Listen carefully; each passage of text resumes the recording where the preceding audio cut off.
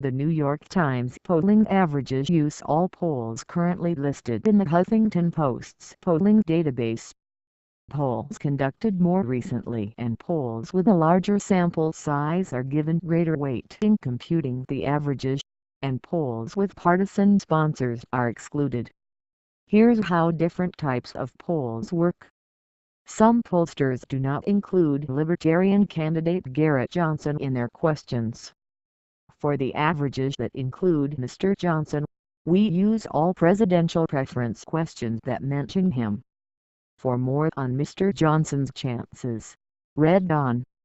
State polling averages. The candidates will focus on several key states. Below are the averages in crucial states with a new poll in the past month and at least 3 polls in 2016. A candidate needs 270 electoral votes to win the presidency. How different polls work. Pollsters have several methods to choose from when conducting the poll. Regardless of method, it's hard to get a representative sample of the population to answer survey questions, so most polls weight their response data to match the expected composition of the electorate. Live telephone polls. An interviewer asks questions of a respondent by telephone.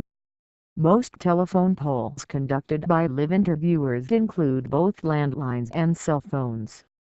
Currently, the CDC estimates that about half of U.S. households do not have a landline. Online polls. Most online polls are based on panels of self-selected respondents. Internet access is not yet evenly distributed across socioeconomic and demographic groups. Interactive voice response polls. Interactive voice response (IVR) polls, also known as robo-polls or automated polls, employ an automated, recorded voice to call respondents who are asked to answer questions by punching telephone keys.